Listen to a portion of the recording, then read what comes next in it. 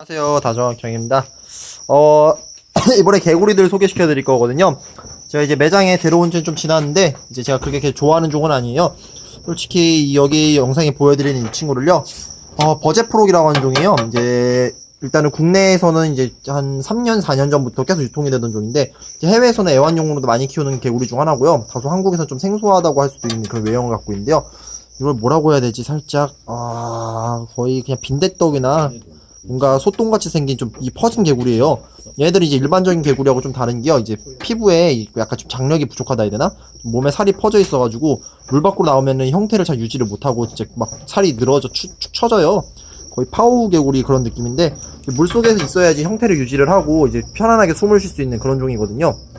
이 친구들 같은 경우에는 완수생 개구리라고 해요. 이제 물 속에서만 지내는 그런 개구리인데 그런 종류들이 그렇게 많진 않아요. 예를 들면 퍼들프록이라던가 이런 버제프록 이런 뭐 그렇게 많은 종은 아니고 몇몇 종들이 있는데 이런 친구들도 이제 애완용으로서 많이 유통이 되고 있는 편인데 아시는 부분이 좀 적거든요.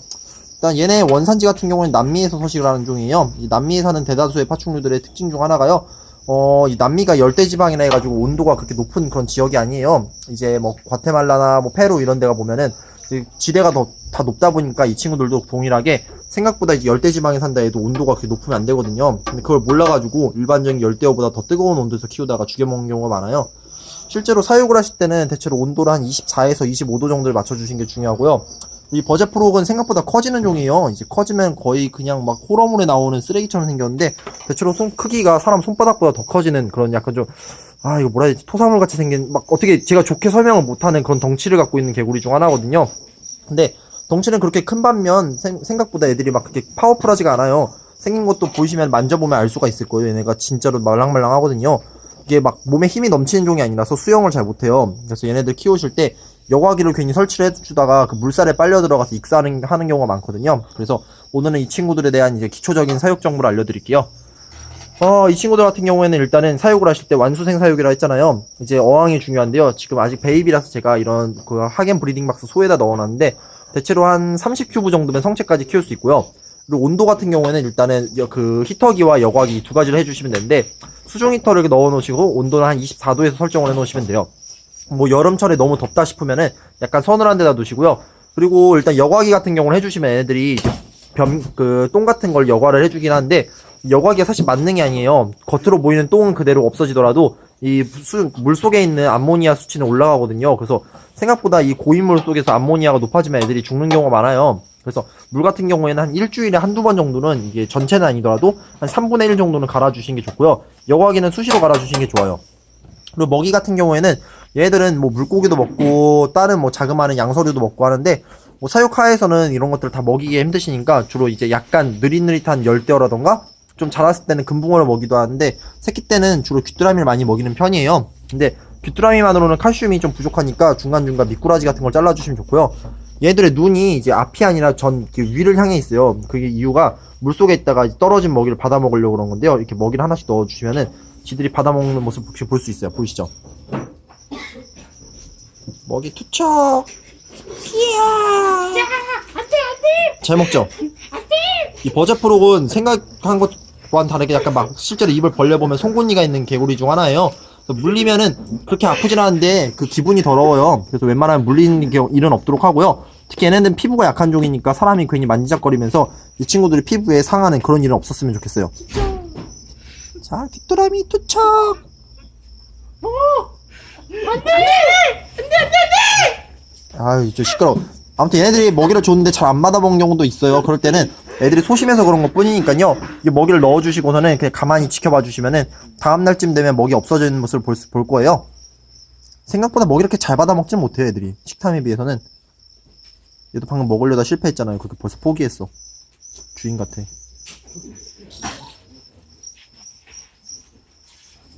자, 저런 식으로 받아먹잖아요.